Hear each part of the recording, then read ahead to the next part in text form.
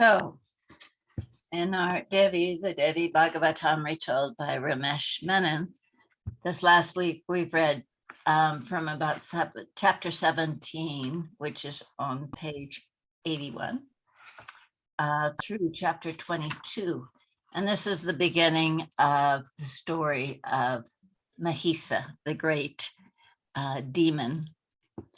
And so first it talks about the birth of Mahisa, which we're not going to go over too much, but I do love the beginning. So there's a couple of paragraphs at the beginning of the chapter that talk about spring Navaratri and fall Navaratri, and it will continue on talking about that.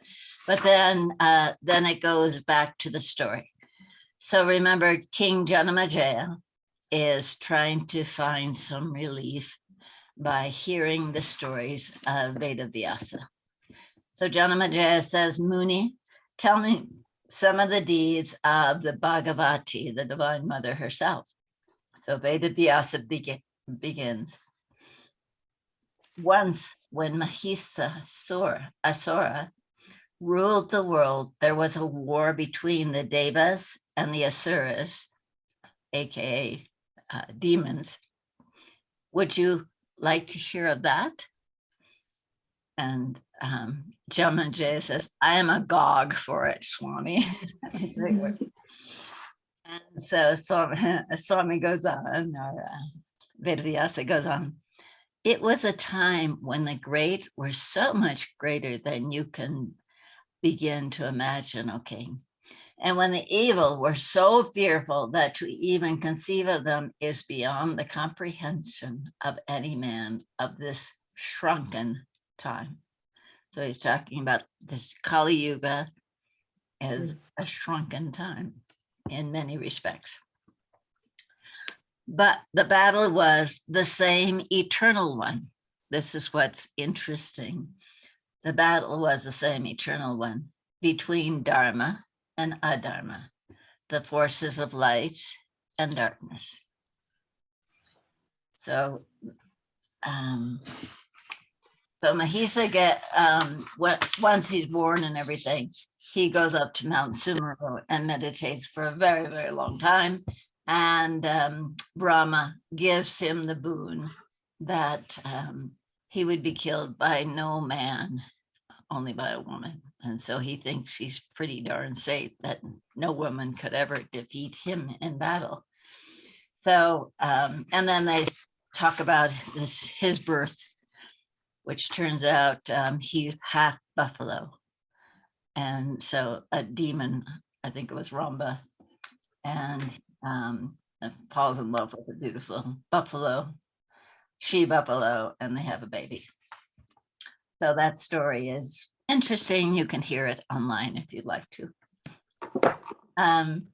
So then they have the huge fight. So Mahisa now thinks he's more important, obviously, than anybody. So in chapter 18, once we get over the first few paragraphs about Navratri, which are very informative, Vedavyasa resumes his Purana with the Kuru king listening avidly.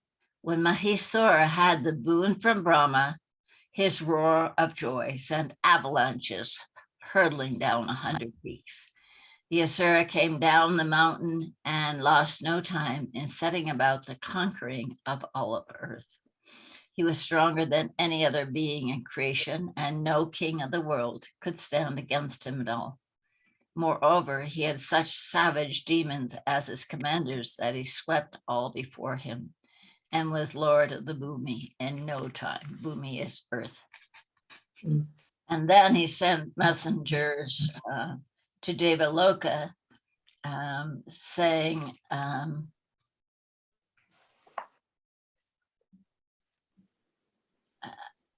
a messenger to Indra in Devaloka, saying, Ramba's son, so Ramba is the demon that had a half buffalo son, Mahesura is lord of the demons. He is a great sorcerer and a master of 100 mayas. The Asuras has subdued the earth and is demented with pride. He just sent me a messenger saying, Indra, pay me hostage, accept me as your master, or be ready to fight with me.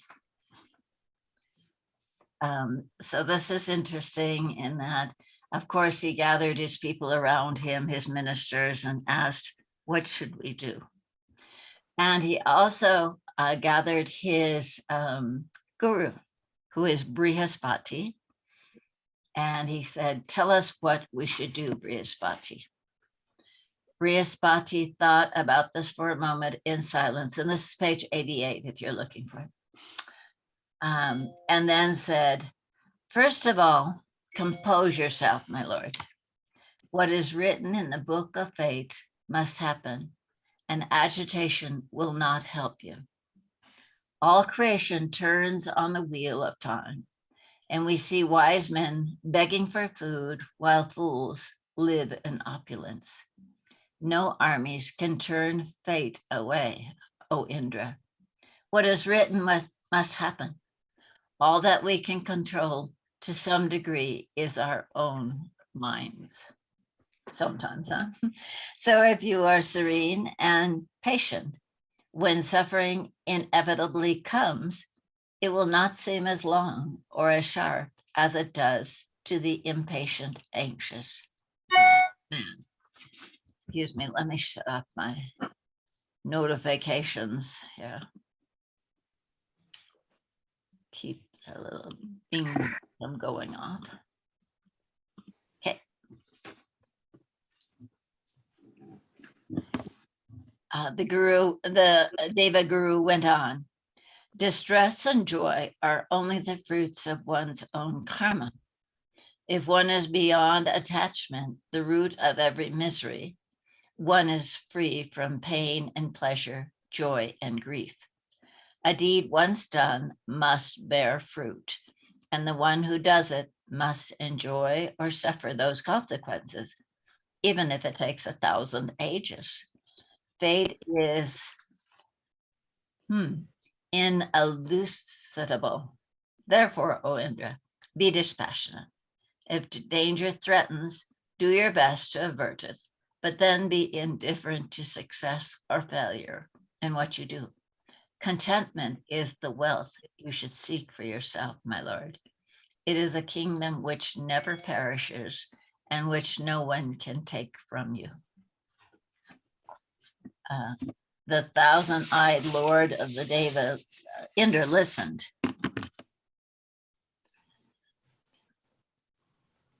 There we go. The thousand-eyed lord of Devas listened to in some absorption to what his guru said, and knew the truth of what he was saying. The panic left his heart, and he said again with some composure, Guru, what you say is true for rishis, but kingdoms are neither won nor kept without effort. No man who waited for fate to make him a king as he sat in meditation ever became one. Only the weak extol quiescence, master. Knowledge is an ornament that hermits wear, and contentment is for brahmanas. But for those who would rule, power is their most precious treasure. So Brihaspati smiled after hearing Indra, and he said, I see you are determined to fight, and I will neither encourage nor dissuade you from your purpose. But as for victory and defeat, these things are not in my hands or yours, but already written in the book of fate. I am afraid that book remains closed to me and the future is obscure. So that's his suggestion. And so they go into fight, and they actually get defeated. Because of course, why? Because Mahasur has this boon, and it doesn't matter if it's Vishnu or Brahma or Shiva, they all get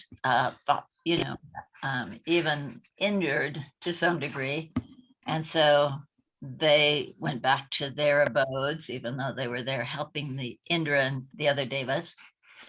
And so at that point, Mahasura did take over the heavens. And that was not a very nice experience for him. And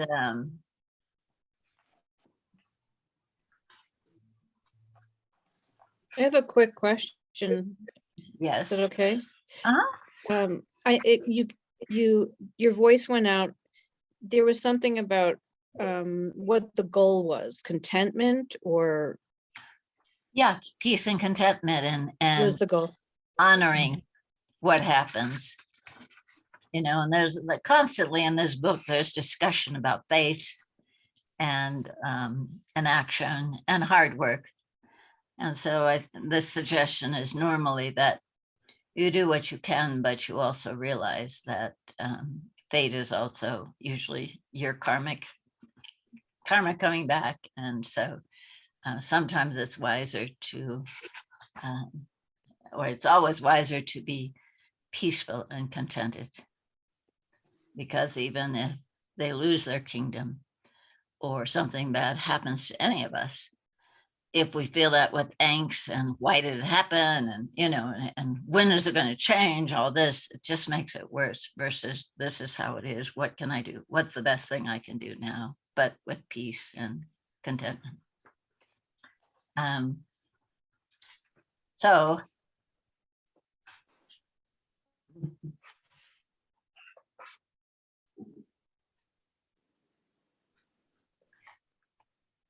So anyway, so they all got kicked out of heaven, and the gods were living like he says in Swami's book, he talked about they were living like human beings, which doesn't say much. And then they go to Brahma, Vishnu, and Shiva once again. And particularly Brahma takes them to Shiva and Vishnu and says, what can we do? And it was very sweet where Shiva says, wait a second, why are you asking us, Brahma? You're the one that gave him the boon that he wouldn't be killed by any of us. So, you know. So then, but as the gods were describing the horrible things that were happening in the heavens now, the Mahasura has taken over. They become furious, and then out of their fury comes all their Shakti, and then all the gods give their Shakti, and they create this beautiful divine mother. So I'm going to read now from this book, okay? Because this gives us a little bit different take on it. And we're going to start on page 146. If you have this book. In former times, the forces of peace and divinity had a dreadful encounter with the forces of thought. So forces of peace and divinity are the Devas and the Devas, the shining ones, the gods. And the forces of thought are what he translates to be, the demons are translated as forces of thought. So this is what they mean, that it's always going on within us. And so this continued for a full 100 years. The commander of the army of thought was the great ego, and that's Mahasura. And the leader of the army of clear perception was the rule of the pure, and that's Indra. The army of the gods was vanquished by the very powerful thoughts, and all the gods being subdued, the great ego assumed the authority of the rule of the pure. So the thoughts took over the heavenly realm. So once again, the translation that he's comes to is, like I said, very beautiful. It's all within. So when we're at peace and we're doing our karma yoga, our service, our japa, our meditation, whatever practices we're doing, offering it all to the divine, we are the shining ones. We are connected to God. So we are the Devas also, and the Devis. But when the thought came in, remember we talked about too much and too little, the first demons that were talked about in this book. It was Madhu, Kataiba is how I say it. They came out of the wax of Vishnu's ear when he was still on the lotus. So these thoughts of too much and too little. Vishnu, you don't have enough devotees, or you don't have enough possessions, or you have too much and you should be, sharing it more with the world, whatever it is, these too much and too littles. Here now they're having another fight or another battle with the great ego. So that's the voice inside that says, I'm the doer. I know, correct? So I'm doing all this good work. Aren't I quite good? And people will be looking at me as if I'm, a very good person. So that's the demon that's in our hearts at that time. And then the battle ensues. So the army of the gods was vanquished by the very powerful thoughts, and all the gods being subdued, the great ego assumed the authority of the rule of the pure. So our sacred space gets overwhelmed with thoughts. And I don't know if it happens to you, but it certainly happens to me from time to time. And it's just like on and on. Why did she do that? And who is she? She is. Look at Annie. Like, yeah. So it's quite a battle. Maybe for 100 years. Hopefully not. So then the defeated gods led by the lotus born Lord of Being, who is Lord Brahma, went to where the supreme consciousness,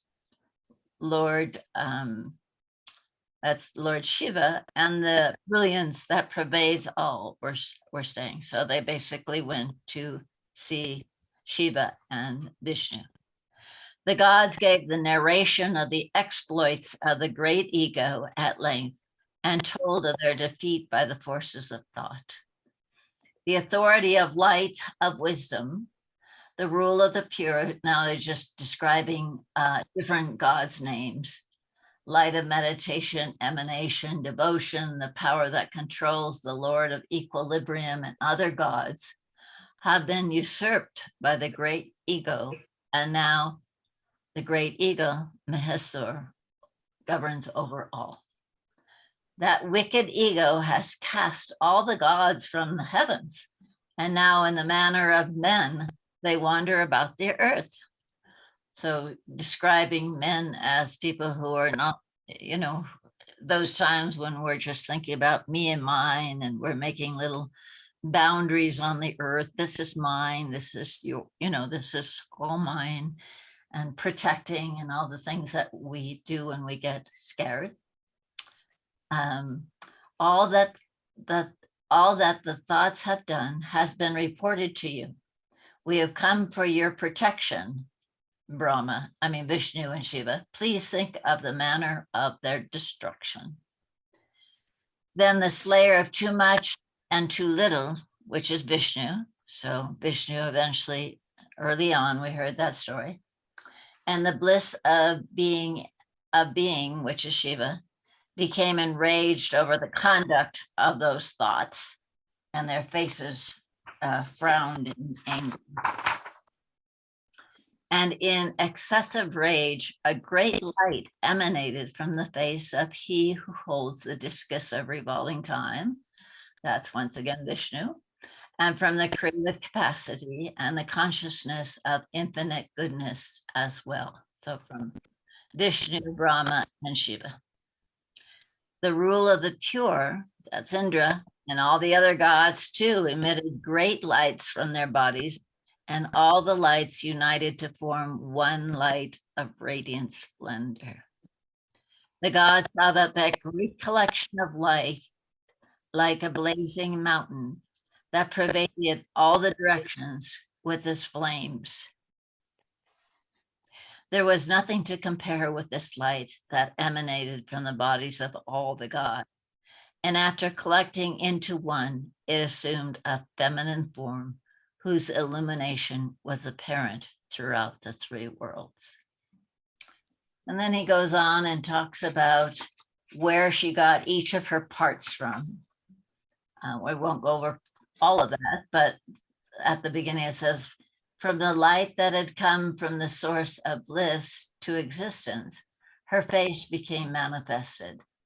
From the power that controls the hair, and from the consciousness that pervades her arms. So it goes on, and then once she's fully intact, then they give her beautiful weapons and jewels and bracelets and ornaments, and all manners of weapons and impenetrable armor were presented to protect her head and breasts, and from true wealth, a garland of lotuses was given that would never lose its luster. The Lord of Wealth gave her a drinking vessel constantly full of intoxicating spirit, which he describes as Amrit. I find that very interesting. So the devotion that we give is what fuels this source of wisdom and light within ourselves by our devotion. And the ultimate Lord of all serpents of energy by which the earth is sustained gave great jewels that shine luminously in a necklace of serpents. Other gods too bestowed ornaments and weapons upon the goddess. So I'm on page 153, Mildy, if you're following, toward the bottom. Second last paragraph. After being worshipped again and again, this beautiful Devi, she laughed and roared in a high tone, and her dreadful sound resounded throughout the ether. The goddess caused such an excessive noise that caused all the worlds to quake and the ocean to rage. The earth rocked and the mountain shook, and the gods were extremely pleased and joyfully cried out to the lion rider, "Victory be yours." And with great satisfaction, the wise people praised the image of their worship, bowing with devotion, seeing the three worlds in such a commotion. The army of thoughts adorned their armor, took up their weapons, and stood together. The great ego, in excessive anger, exclaimed, "Ah, what is this?" Then, along with all the thoughts that had assembled ready to attack, he ran towards that ultimate sound and saw the goddess illuminating the three worlds. Her feet stood upon the earth, and her crown touched the furthest reaches of the atmosphere. The twang of her bow string sent fear through the 7 regions of hell. The 1,000 arms of that goddess covered all the directions, and then began the battle between the goddess and the thoughts. Many kinds of weapons illuminated the entire atmosphere in fight, and a very powerful general of the great ego, devoid of clear understanding, rose to do battle. So there's many different generals that go to fight her first. And this one he has translated as devoid of clear understanding. So think about it. When we're, one of the things that we can use to take ourselves from that space of equanimity and knowing that we're here to serve the divine and just doing that, if we can start saying, well, I wonder if I really should, maybe I should be doing more, or maybe I should have pink flowers instead of white flowers, or maybe I should, that kind of not clear understanding that what we do is coming from our heart, and that's just fine. So he was the first general that went, devoid of clear understanding, rose to do the battle with this beautiful divine mother. And then fickleness waged battle with his 4 divisions of horses, elephants, chariots, and infantry of great strength. And haughtiness, oh, this is too simple for me. I need something far more complicated because I'm so smart. That would be haughtiness joined in the fray with 60,000 chariots. With hundreds of thousands, the great deceiver, with his army of 10 million foot soldiers. The great deceiver might be like, well, you know, I'm in the right color for the day, and I've got my mala around my neck. I've got my chandan on my forehead and my sacred ash.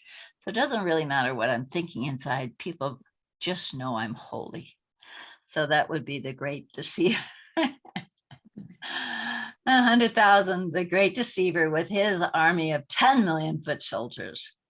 Then want of resolution, another great thought, came into the battle with 60,000, 6 million soldiers. Memories, that's a good thought that can pull us away from our center and around our practice. We might be sitting at the puja table thinking, oh, it's been a while since I saw Elaine. I want to go to Florida and be with her. You know, I remember when we were there and it was so nice. And so the memories, you know, it's another form of thought that pulls us from this moment of serving the divine. Hope it's okay. I used your name. So we've got memories entered the battlefield, and with thousands of elephants and horses, then we have wandering to and fro. Well, maybe if I go on a pilgrimage to India, then I'll be holier. Or maybe I heard that there's a very sacred place in France. I should go and visit that or take a bath in this holy place. So that would be wandering to and fro. Hypocrisy joined in the fighting with the 5,000 million chariots assembled, and moreover, tens of thousands of great thoughts on elephants and horses. So there's so many great thoughts. Wandering to and fro, fought on in the battle with his chariots racing about, and others too continued to fight. Their chariots and elephants kept coming. The great thoughts fought and fought in that battle with the goddess. Uncountable thousands of warriors and chariots, horsemen and elephants accumulated there. The great ego himself joined in the battle with this, his large javelin, his small javelin, his energy, and his mace. Other thoughts fought and fought in that battle and tried to strike the goddess with their swords, with all their energies, and to bind her with their nets. They were trying to kill the goddess with their swords. And the goddess, so one of her names is translated is Durga, she who tears apart thought. That's the mantra that we say at Navratri. Om Aim Hring Kling Chamundaya Viche. That's a good one. She who tears apart thought attacked them with her own weapons. Playfully, the goddess rained upon her attackers a shower of her own weapons and mantras. So every weapon she has a mantra with it, which cut off all their weapons to pieces, while gods and seers praised her with hymns and minds of divinity. In her face was not the slightest exertion, as the Empress of the universe hurled weapon after weapon upon the bodies of the attackers. And the lion of the goddess, shaking a mane in rage, strolled through the army of thoughts like a forest conflagration. Each expiration of the breath of the mother of the universe manifested there as her army, numbering in hundreds and thousands, fighting in the battle with the axe, the javelin, the sword, and the spear. The goddess and her immense energy destroyed numbers of thoughts while beating on the drum and sounding the conch, playing cymbals and swinging the club and trident, and raining energy in that festival of battle. The terrible noise of her bell stunned the great thoughts to unconsciousness, while she cut them with her sword. How many thousands fell to their death? Many thoughts were bound by the net and dragged to the earth. Many thoughts were cut into two by the sharp edge of her sword. Actually give a very beautiful description of some of her weapons. So here we have that some thoughts are so huge, only Mother can destroy them. So this is when we pray so much to the Mother, and she uses this, all the different tools that we have. We've talked about having a toolbox with the mantra in it, our meditation, our pranayama, but also he's talking about the net of unity, realizing that we're surrounded by the divine all the time. The discus of revolving time, that would be part of our patience, knowing that in time, things would be going better our way if we just keep doing our mantras. The club of articulation, so she has the big club, and that's a repetition of her mantra. The bow of determination, that we are determined to defeat these thoughts that are overcoming our mind right now. The iron bar of restraint. So rather than giving up or saying, well, I'll just go to the movies, we say, no, we're going to stay here and take care of this situation right now. The pike of attention and concentration. So that's really focusing. The conch of vibrations. So once again, the sound of the mantra. So these are, they talk about all these weapons, but each one of them has a significance. And like he says, each one has mantras that are associated with it as well, that she's using to destroy these thoughts. How many thoughts fell wounded to the earth from the impact of the club? Once again, the club, what was that? That's the mantra. So how many demons, how many thoughts can go away just by us starting to pray to Mother and repeat her mantras? Some thoughts pierced in the breast by the pike fell on the earth in a heap. How many thoughts in that battlefield struck by a rain of arrows were cut apart? Several of the number of thoughts who had tormented the gods relinquished their vital breath. In other words, they died.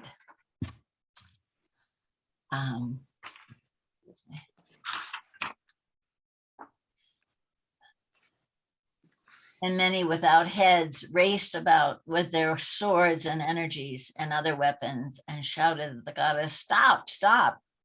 Where that terrible encounter took place, the earth was covered with chariots, elephants, horses, and thoughts that the goddess had caused to fall, so that there was no possibility to find a path by which to come and go. From the army of thoughts and from their elephants and horses poured forth so much blood as to create a great river of blood. Within an instant, that gigantic army of thoughts perished before the Mother of the universe, just as grass and timber are reduced to ashes in the moment of a great fire. And that lion, shaking its mane to and fro and roaring loudly, extracted the life force from many thoughts. Thus the goddess and her army waged battle with the multitude of the great thoughts, as the gods in heavens were extremely joyous and showered the earth with flowers. So we'll go on reading next week, because Mahasur, the great ego, has not faced the mother yet in our reading. So that will go on next week. Right now, we're just dealing with the generals, who are pretty vicious thoughts themselves. So is that clear for everybody? But it would seem like an unusual boon, that he asks, that only a woman could kill him. And so so there are, times when we just need to surrender and ask Mother for her help.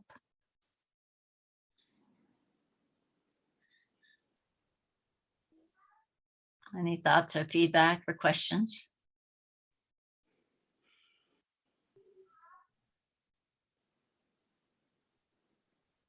Well, I like that whole idea of, when we wage these battles with our thoughts and being able to draw on these tools that we have and making that more conscious. Because very often our thoughts just take us on a ride down the river and we don't really realize. But after hearing this, I think this would help us be more conscious of, okay, where are my thoughts going, and what tool can I use to get out of it? exactly. Yeah. And always saying, help, Mother, help, help, help. Yeah. It's huge just to notice that, though, that to become Yeah. conscious of what you're doing. Exactly. And try and be present, Yeah. take a deep breath and don't go down the rabbit hole. Right. Yeah. Yeah. That's the trick, right? Is catching it. But that's huge. I mean, if you can remember if you can catch it, I mean, that's quite an accomplishment in itself when you know what you're doing. Mm-hmm. Like, I don't want to go there. Exactly. I'm not going to go there. Exactly. We start tearing apart, criticizing, or blaming, or there's so many thoughts that we can keep ourselves occupied with. It's just like Annie says, nope. So the awareness and you see that slowly, it often comes a little quicker, and it's like, oh, great. Sometimes I say to myself, it's like, oh boy, in just those few minutes, I was in Florida, Montrose, Castle Rock, all these places. My mind went. It's like, wow, this is quite an amazing mind, but it's not what I want to be spending my time on. Well, we don't want to be in the future and we don't want to be in the past. We got to be here right now. Yeah. That's all we have. Yeah. Otherwise, the Devas are out of heaven and just wandering around trying to make sense of me and mine. One of the things that I enjoyed, and I wouldn't mind hearing the sentence again, is about the Amrit of the intoxicating, Right. devotional aspect of serving, it's Right. like, Because a lot of the whole time she's quaffing this magical, a cup of wine that just keeps going, and so one could just say, oh, she was just drunk. That's why she was doing all this and was so fearless. But as Swami explains, what it really is, the cup of Amrit, the cup of bliss, of Ananda, kind of. And what fills that cup is our devotion and love, and the devotion of everyone. But if we're taking it inside of our hearts, it's our devotion and love. And even, it could be so simple as saying, Mother, I love you. Please help me right now. I love you. You've helped me out all these times when I've been in this dreadful war with my thoughts, my demons. I love you, And then, of course, your pujas and the things that you do in that sense of, those are all devotional acts, and you do it with more and more love for Mother, and just love her and thank her. So that's what we get to do.